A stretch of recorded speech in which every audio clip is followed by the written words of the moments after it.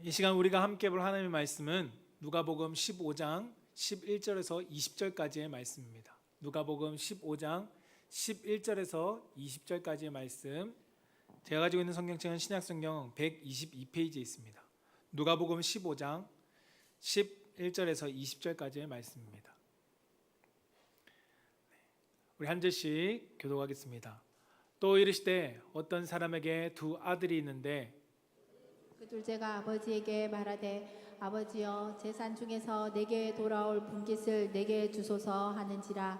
아버지가 그 살림을 각각 나눠 주었더니 그 후 며칠이 안 되어 둘째 아들이 재물을 다 모아가지고 먼 나라에 가 거기서 허랑방탕하여 그 재산을 낭비하더니 다 없앤 후 그 나라에 크게 흉년이 들어 그가 비로소 궁핍한지라.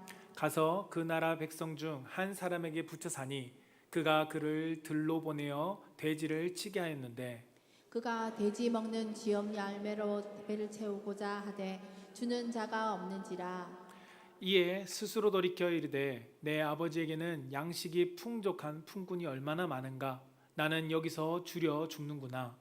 내가 일어나 아버지께 가서 이르기를 아버지 내가 하늘과 아버지께 죄를 지었사오니 지금부터 나의 아버지의 아들이라 일컬음을 감당하지 못하겠나이다.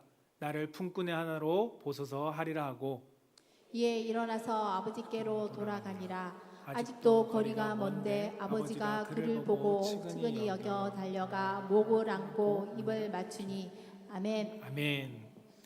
우리 함께 오늘 우리가 함께 읽은 하나님 말씀은 누가복음 15장 11절에서 20절 말씀을 가지고 한번 제목을 같이 한번 따라 볼까요? 아버지께 돌아온 둘째 아들. 아버지께 돌아온 둘째 아들. 네, 아버지께 돌아온 둘째 아들이라는 제목으로 선포되어질 때 우리 사랑하는 성도님들과 초청되어 오신 우리 모든 분들에게 이 말씀을 통해서 성령님께서 위로하시고 은혜 더하시는 시간이 되기를 주님의 이름으로 축복합니다. 저를 따라서 한번 고백해 봅시다. 하나님 사랑합니다. 하나님 감사합니다. 네, 그리고 초대하신 분과 우리 그리고 좌우분들에게 한번 인사해 봅시다. 잘 오셨습니다. 네. 세상에는 우연이 없습니다. 우연이 없다는 것은 모든 것이 우리가 기독교에서 그리스도인들은 그것이 하나님께서 계획해 놓은 섭리 가운데 있다라고 우리는 이야기합니다. 오늘 교회 나오시는 우리 분들에게 이런 노래를 한번 들어보신 적이 있을 겁니다. 테레비를 통해서 교회 노래이지만 세상에서 많이 불려진 노래가 몇 개 있습니다. 그 중에 어메이징 그레이스라는 노래를 다들 테레비를 통해서 접해보신 적이 있을 겁니다. 가사는 잘 몰라도 어메이징 그레이스라는 노래를 대중 가수들이 많이 불렀기 때문에 들어보신 적이 있을 거고 그것을 알고 계신 분도 있을 것입니다. 이 노래를 쓴 가사를 쓴 사람은 누구냐면 존 뉴턴이라는 사람입니다. 이 존 뉴턴은 원래 신앙인들을 조롱하던 사람이었습니다. 하나님을 떠나서 노예선을 운영하던 선장이었습니다. 그 사람은 돈과 쾌락을 좋아했고 그리고 때로는 노예를 부리다 보니 잔혹한 사람으로서 부려지기도 했습니다. 그는 항상 하나님을 무시했습니다. 하나님은 없다, 신은 존재하지 않는다 라고 조롱하면서 스스로를 신의 자리에 놓고 자신을 높은 자리로 사람들에게 높임 받으려고 했던 사람입니다. 그랬던 그가 어느 날 폭풍 속에서 죽음의 공포를 느꼈을 때 그가 무릎을 꿇고 맙니다. 그리고 그때 그는 깨닫습니다. 나는 이 바다에서 표류하고 있던 탕자였구나. 그러나 하나님은 나를 버리지 않고 계셨었구나 라는 것을 그가 깨닫게 됩니다. 그는 이 회심 후에 노예 무역을 끊고 그리고 복음을 전하는 사역자로 전도자로 살아가다가 말년에 자신의 간증의 고백을 담아서 이렇게 이야기합니다. 나는 한때 눈이 멀어 있었던 사람입니다. 그러나 이제는 보게 되었습니다 라고 얘기하면서 쓴 가사가 우리가 알고 있는 어메이징 그레이스의 가사입니다. 그의 인생의 회개와 변화를 찬양으로 고백하면서 그는 이 가사를 만들었고 곡을 만들었고 이 곡이 믿는 사람이든 믿지 않는 사람들에게 많이 들려지고 있습니다. 어쩌면 오늘 본문 속에 등장하는 이 부자의 둘째 아들, 이 아버지의 둘째 아들이 아마 존 뉴턴과 닮은 모습이지 않을까 생각됩니다. 우리 기독교인들은 이 둘째 아들의 이야기를 탕자의 비유라고 우리는 이야기합니다. 왜 탕자의 비유라고 할까요? 본문에는 성경을 어디 찾아봐도 탕자라는 이름이 나오지 않습니다. 근데 탕자라는 이름은 세상 사람들도 많이 들어보았을 것입니다. 탕자라는 이름이 나오지 않지만 우린 탕자라고 합니다. 그 이유는 그의 삶을 설명해 놓은 오늘 예수님의 비유 속에서 그 비유가 그가 방탕했다라고 설명하고 있기 때문에 우리 방탕할 탕자와 아들 자자를 합쳐서 우리가 탕자라 명합니다. 그는 욕망을 따라 살았고 그가 하고 싶은 대로 했습니다. 그런데 오늘날 이 이야기를 세상 사람들은 좀 다르게 해석하기도 할 것입니다. 뭐라고 하냐면 탕자처럼 하고 싶은 대로 사는 것이 얼마나 멋있습니까? 눈치 보지 않고 내 하고 싶은 대로. 그는 자유와 행복을 찾아 떠난 사람입니다 라고 이야기하면서 단지 그의 문제는 그가 계획적이지 못해서 모든 것을 잃었던 것뿐이지 그가 추구한 삶은 잘못되지 않았습니다 라고 이야기할 것입니다. 그러나 성경은 왜 이 탕자를 이야기하고 있을까요? 그 이유는 하나님을 떠나 얻는 자유는 자유가 아니라 속박이 되기 때문에 오늘 예수님은 우리 가운데 말씀해 주고 계십니다. 여러분, 밤에 나방이 어떻게 길을 가시는지 아십니까? 달의 빛을 보고 길을 잃지 않고 날아갑니다. 그런데 우리가 밤에 길거리를 다니면서 큰 강한 불빛을 비추면 달은 그것이 달빛처럼 빛이라고 여겨서 그 빛을 맴돌다가 그것이 불에 비치면 그 불 속으로 뛰어들고 맙니다. 그래서 불나방이다라고 이야기하죠. 하고 싶은 대로 사는 것 순간은 자유 같아 보입니다. 그러나 그 끝은 욕망의 노예가 될 수밖에 없다는 겁니다. 결코 우리 가운데 자유와 행복이 아니라 죽음을 선사할 수밖에 없음을 우리는 이야기할 수 있습니다. 따라서 이 비유, 탕자의 비유는 단순히 타락한 아들을 꾸짖기 위한 비유가 아닙니다. 가짜 빛을 착각하고 날아가면 사망이 있는 것처럼 우리의 삶에 가짜의 빛을 향해서 날아가는 우리에게 반면 교사로서 가르쳐주는 말씀입니다. 여러분, 아버지를 떠난 아들을 통해서 우리가 삶을 비추어 보게 하시고 결국 그 아버지에게로 돌아오는 그 은혜를 예수님께서는 말씀을 통해서 오늘 비유를 통해서 알려주고 계신 것입니다. 저는 우리 사랑하는 성도님들과 오늘 초대되어 오신 분들에게 이것을 소개하고 싶습니다. 세 가지로 여러분들 가운데 소개하고 싶은데요. 첫 번째는 한번 같이 따라해 볼까요? 세상을 향해 떠났습니다. 네, 이 둘째 아들은 세상을 향해 떠났습니다. 우리 지난 시간에 우리 성도님들과 첫째 아들에 대해서 비유를 또 얘기 나눴는데요. 이 둘째 아들은 세상을 향해서 떠났습니다. 누가복음 15장 13절에 성경은 이렇게 기록합니다.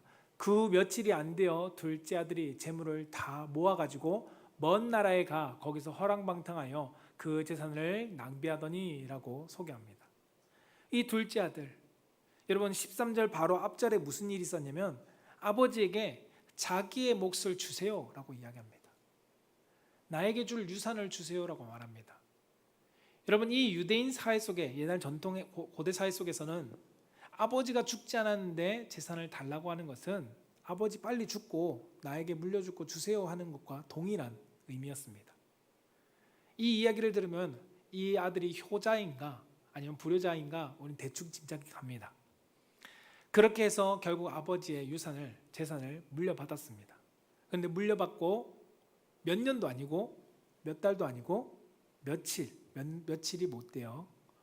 그 아들은 길을 떠납니다. 이 떠남이 아마도 계획적이었을 것 같습니다. 이 계획을 가지고 아버지가 나에게 재산을 주면 나는 당장 떠날 거야 하면서 그 아버지 집을 떠났습니다. 중요한 것은 그가 일찍 떠났던 늦게 떠났던 즉흥적으로 떠났던 계획적으로 떠났던 중요한 것은 아버지의 품을 떠났다는 겁니다. 이 둘째 아들은 아버지의 품을 떠났습니다. 근데 품을 떠났는데 가까운 거리가 아닙니다. 오늘 13절에 어디라고요? 먼 나라로 떠났다는 겁니다.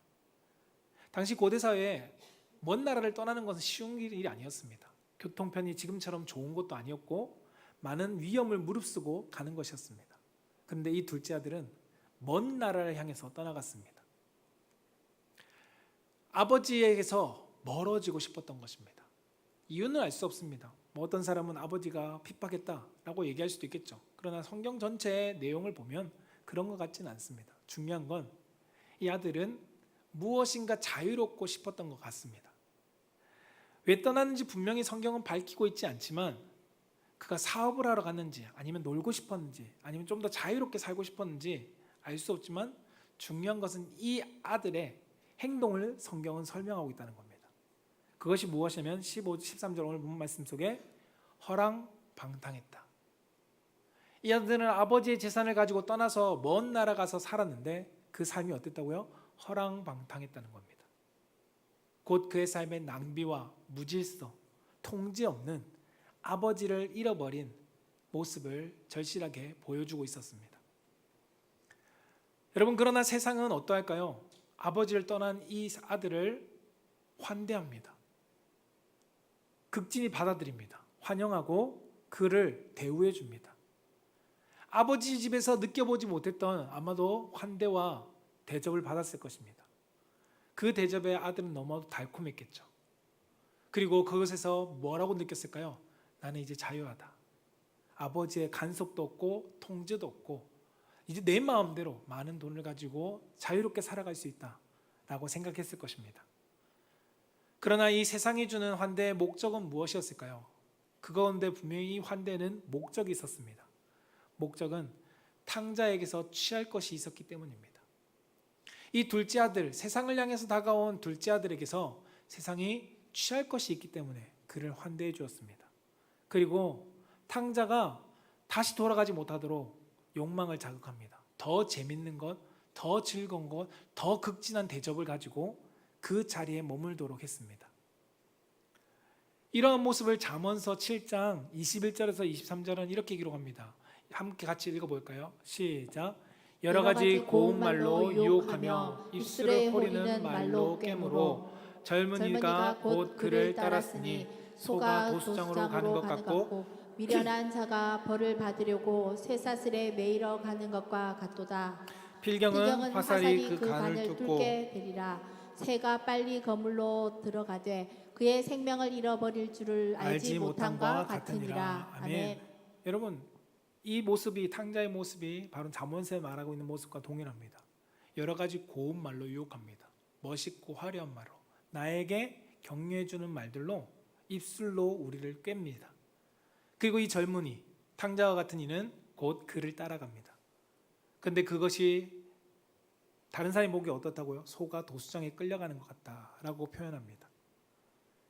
세상의 환대가 탕자와 잠언의 모습 속에 그렇게 보인다는 것입니다.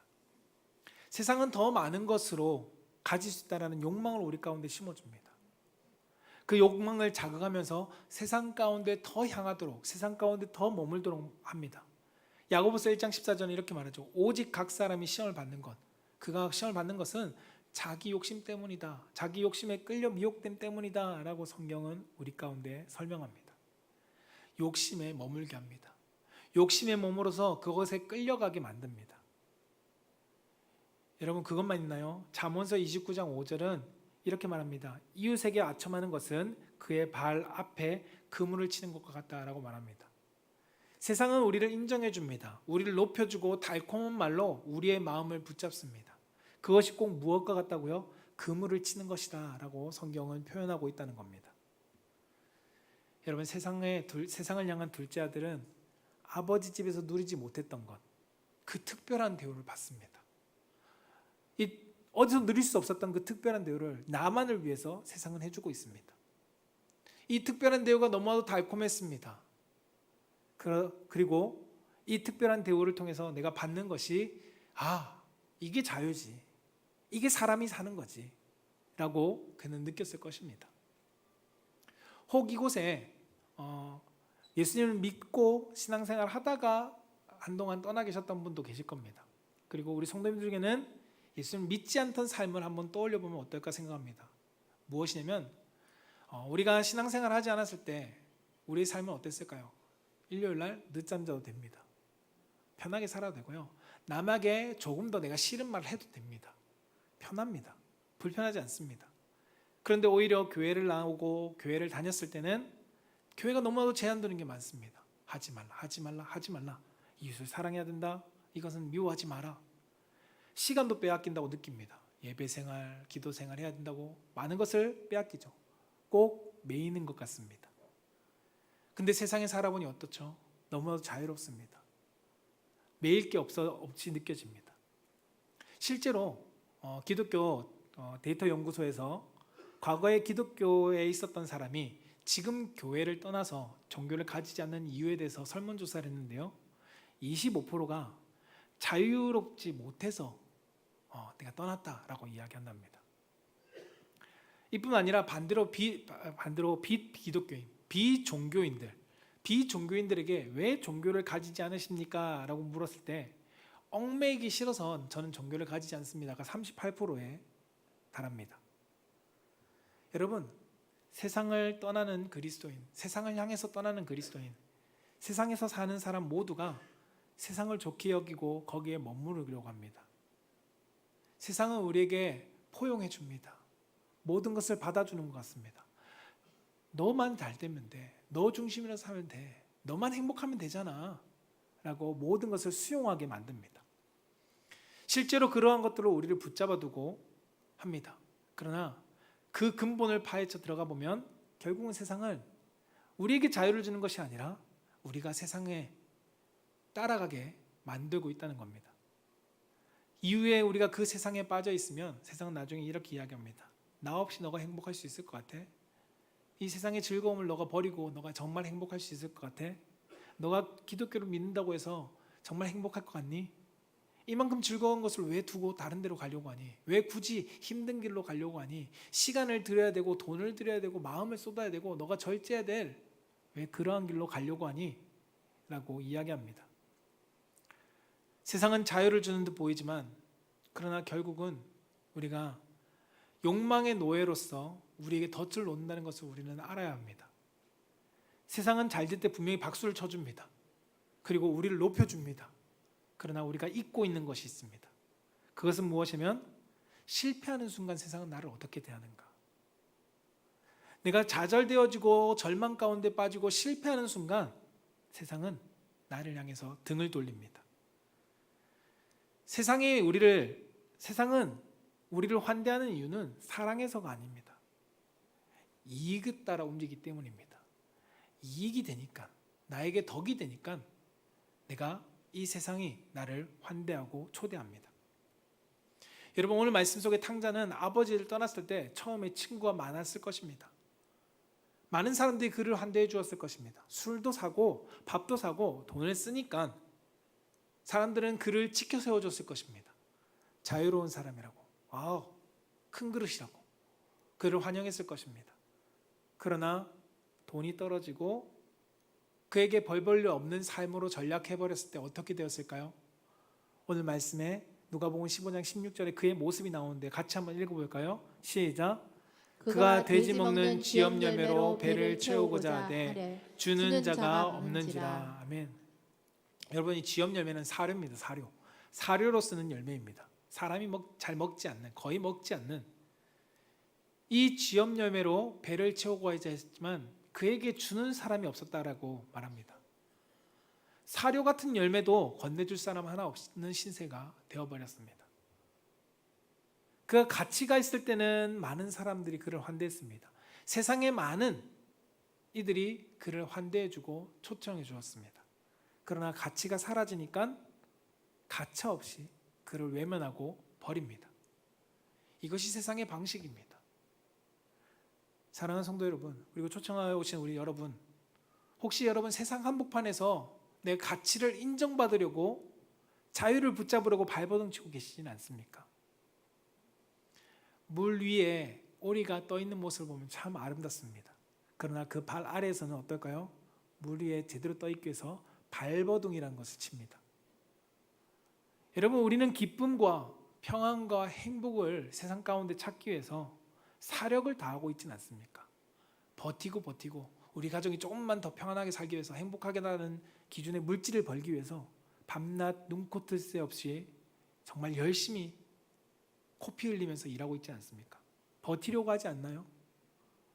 자유와 기쁨, 행복을 찾아서 마치 세상을 향해서 떠나갔던 둘째 아들처럼 우린 세상 속을 그것을 찾아 쫓아갑니다.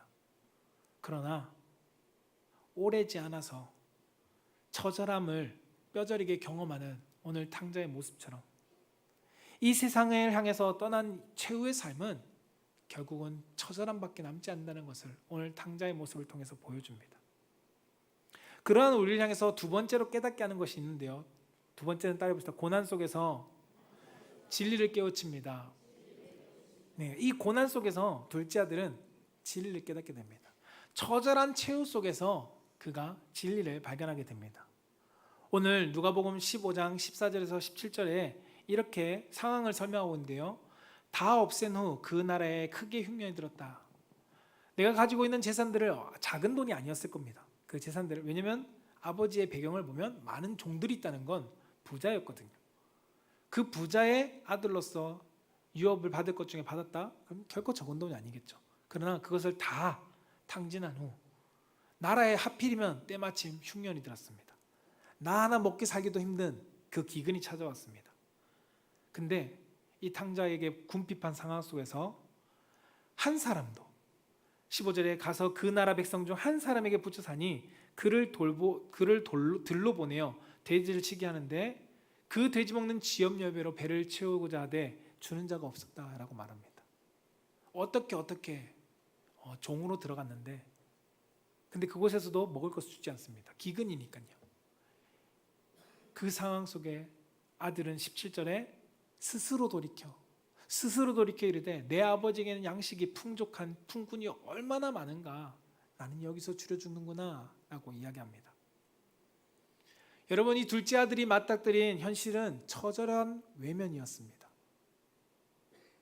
어떻게 그럴 수 있지? 내가 돈 있을 때 사주고 먹여주고 베풀었는데 어떻게 그럴 수 있지 하는 처절한 외면이 그에게 찾아왔습니다.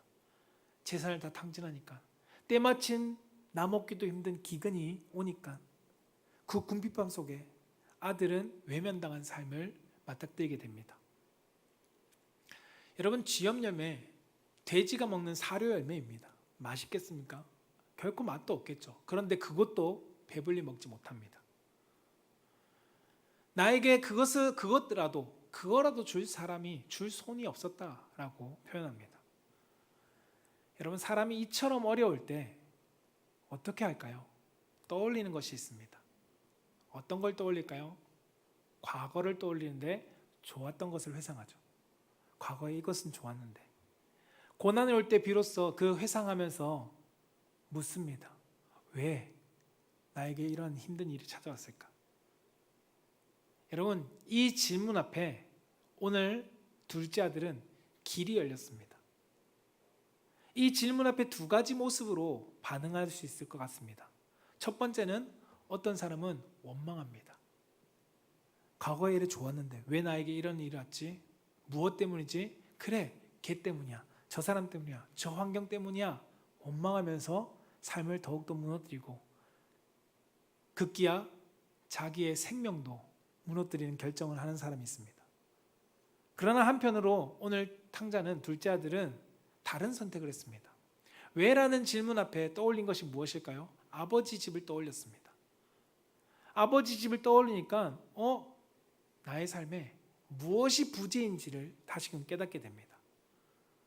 탕자는 이 고난을 통해서 죽을 만큼 힘들었는데 정작 이 고난이 나에게 뭐 때문에 왔는지를 그는 다시금 점검하게 되었습니다.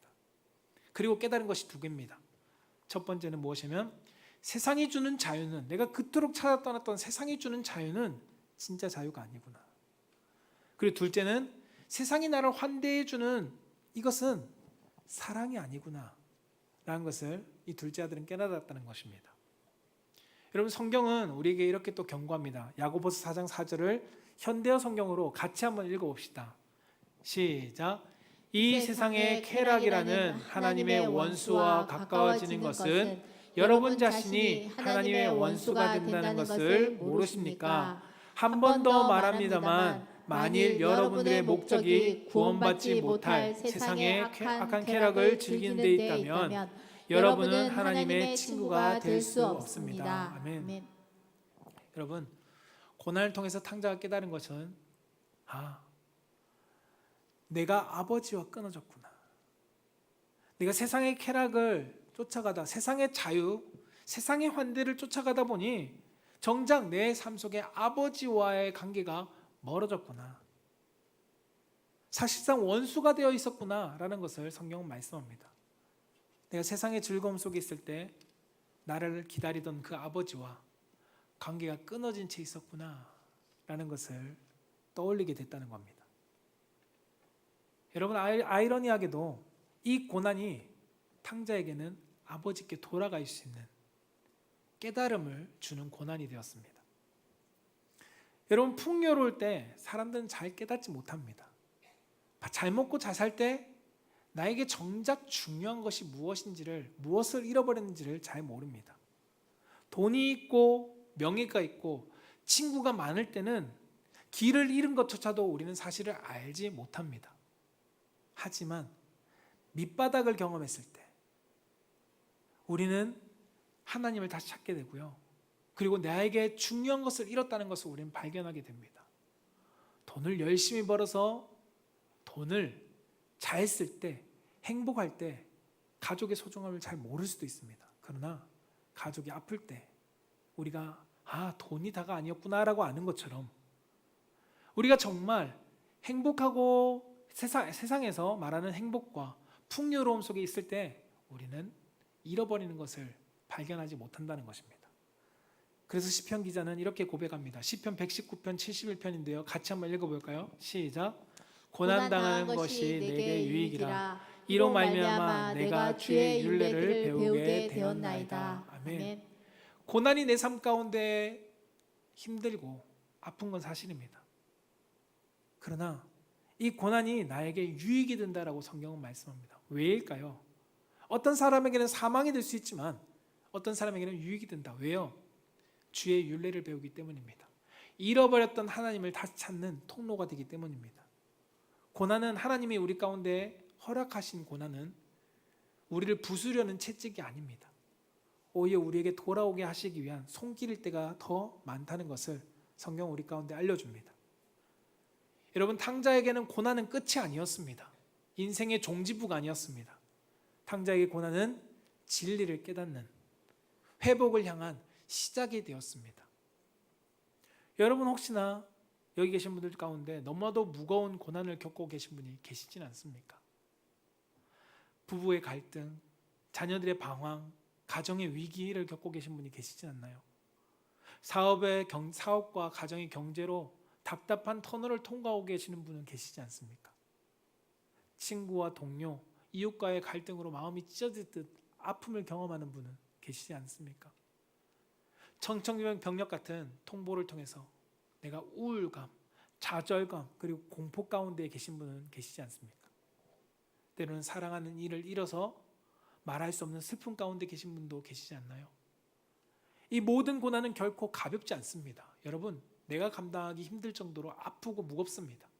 고난은 슬픕니다. 그렇지만 이 고난의 터널을 통과한 동안 우리가 빛을 향한 방향을 배울 수 있다는 것을 성경은 우리 가운데 알게 합니다. 히브리서 12장 5절에서 11절의 말씀 가운데 우리가 11절 마지막 말씀만 같이 한번 읽어보겠습니다. 시작. 11절 말씀 시작. 무릇 징계가 당시에는 즐거워 보이지 않고 슬퍼 보이나 후에 그로 말미암아 연단받은 자들은 의와 평강의 열매를 맺느니라. 아멘. 아멘. 무릇 징계가 당신은 슬프다. 맞습니다. 당신은 즐겁지 않습니다. 아픕니다. 고통스럽습니다. 그러나 그 고난에, 이 징계라는 표현 속에는 고난도 함께 있는데요. 그 고난의 길의 후에 연단받은 나의 삶은 평강의 열매를 맺는다라고 성경은 말씀합니다. 사랑하는 성도 여러분, 그리고 초청해 오신 우리 모든 분들, 둘째 아들은 고난을 지나며 깨달았습니다. 무엇을요? 아버지에게 있을 때가 진짜 행복이었구나.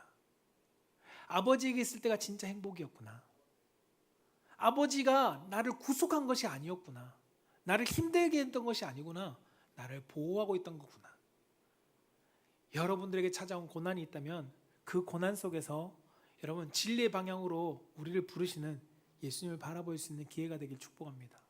그리고 이 진리이신 예수님께 돌아가서 우리가 회복되어지고 그 길에서 베푸시는 놀라운 은혜를 붙잡을 수 있는 우리 성도님들과 우리 초대되어 오신 모든 분들이 되기를 주님의 이름으로 축복합니다. 마지막 세 번째는 따라해봅시다. 자녀이기에 돌아갈 소망을 가집니다. 돌아갈 소망을 가집니다. 네, 자녀이기에 돌아갈 소망을 가진다는 것입니다. 누가복음 5장 오늘 15장 17절에서 19절 말씀을 보면 이에 스스로 이제 아들이 돌이킵니다.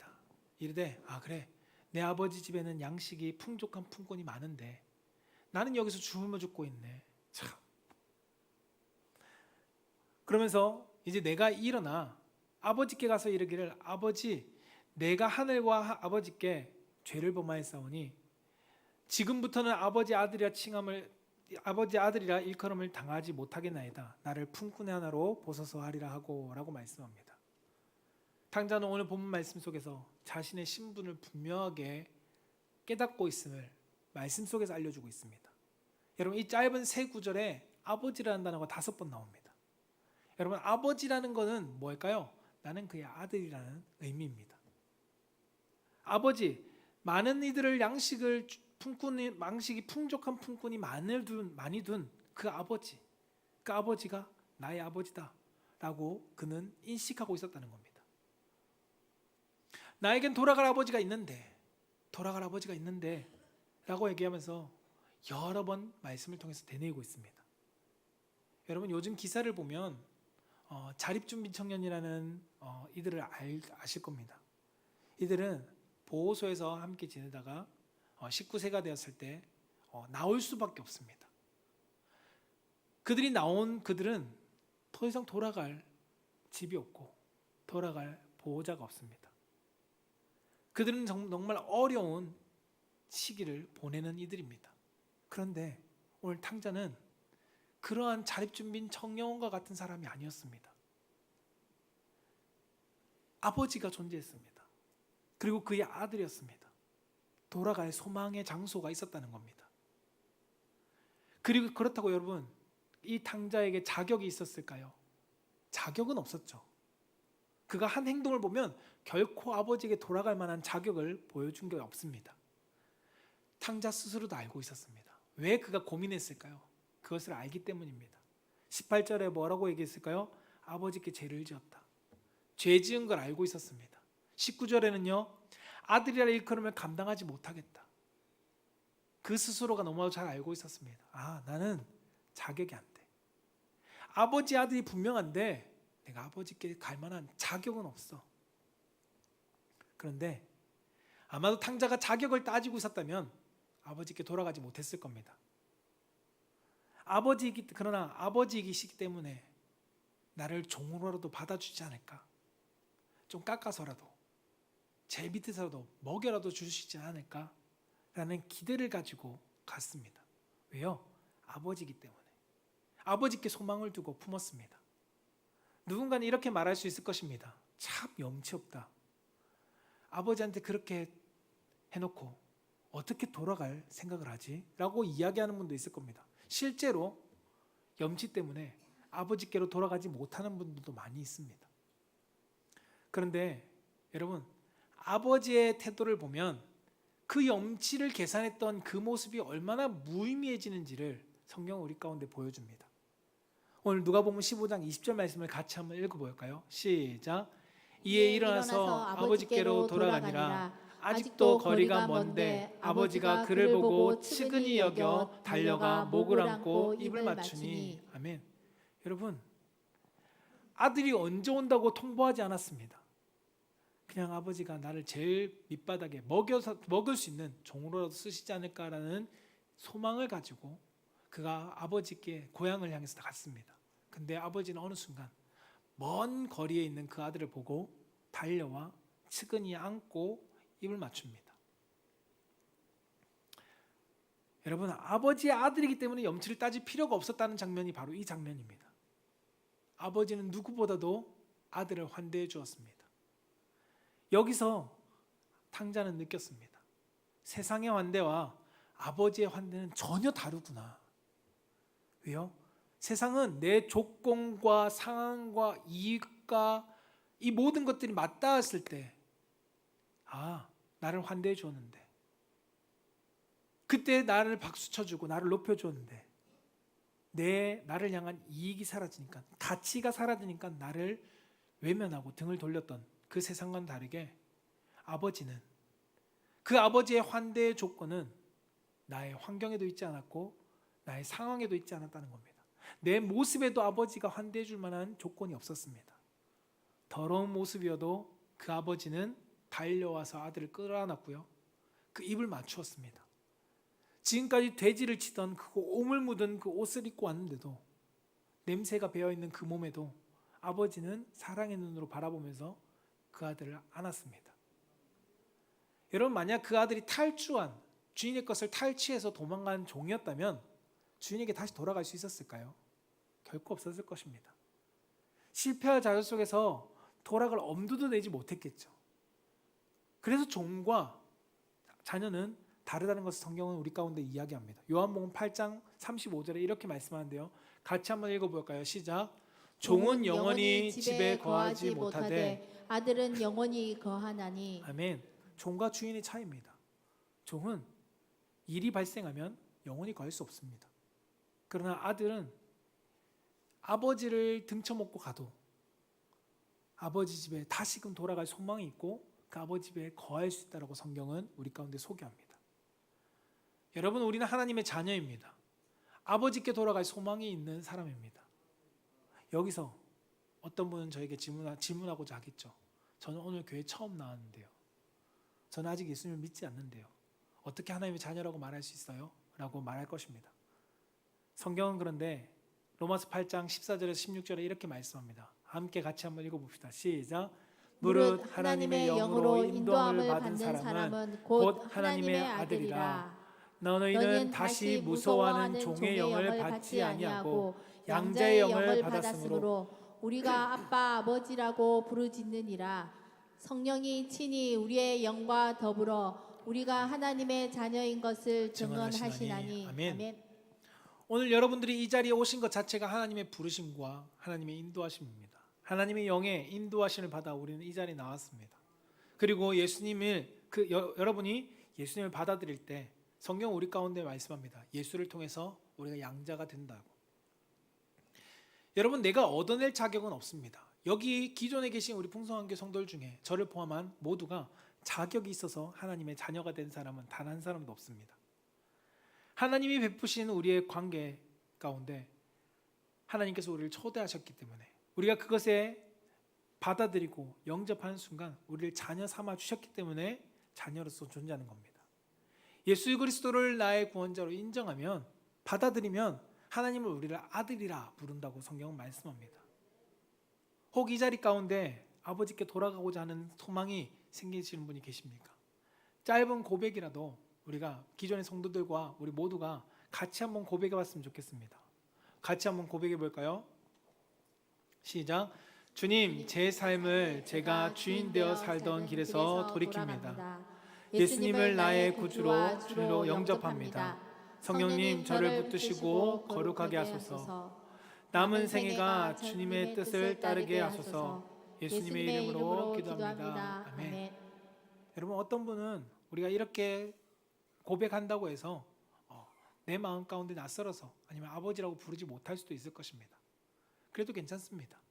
중요한 건 여러분, 내가 믿는다고 예수 그리스도를 영접했다고 한다 할지라도 바로 믿음이 생기면 얼마나 좋을까요? 그렇지 않을 수 있다는 겁니다. 예를 들어 볼게요.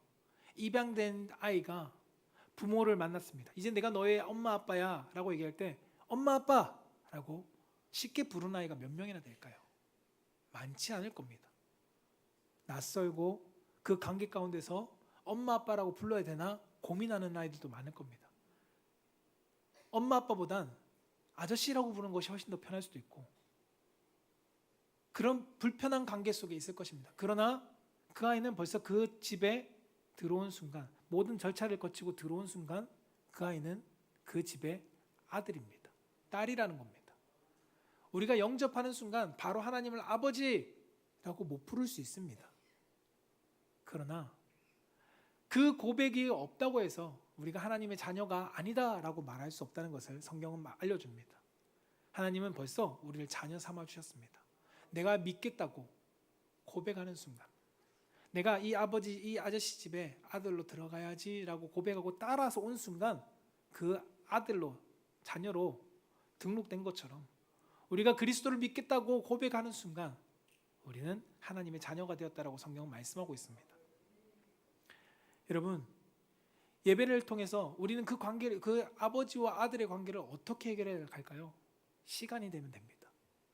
그 집에 머물면서 아버지의 사랑을 받고, 그리고 아버지의 공급을 받고, 그 아버지와의 관계를 쌓아가다 보면 어느 순간 그 아들이 마음을 열고 아빠라고 부르게 되는 것처럼, 우리가 하나님과의 관계 속에서 단절되었던 관계 속에서 탕자처럼 아버지께 돌아가서 아버지의 환대를 받고 아버지의 복음 안에서, 예배 속에서, 말씀 속에서 하나님의 선하심을 경험하다 보면 어느 순간 내 마음속 깊은 곳에서 나도 언제 왜 그런지 모르게 하나님을 아버지라 부르고 있는 그 삶을 살아가게 된다는 것입니다. 사랑하는 성도 여러분, 그리고 오늘 초대되어서 오신 여러분, 거짓된 자유와 행복으로 화려해 보이는 이 세상 한가운데 여러분들이 살아가고 계시다면 진짜 자유와 행복이 있는 아버지 품으로 돌아오기를, 그 소망을 붙들기를 바랍니다. 우리는 자녀입니다. 자녀이기에 돌아갈 소망이 있다는 겁니다. 오늘 이 시간에 그 한 걸음을 내디는 시작이 되기를 주님의 이름으로 축복합니다. 말씀을 정리하고자 합니다. 오늘 탕자의 이야기는 하나님을 떠난 한 사람의 이야기이기도 합니다.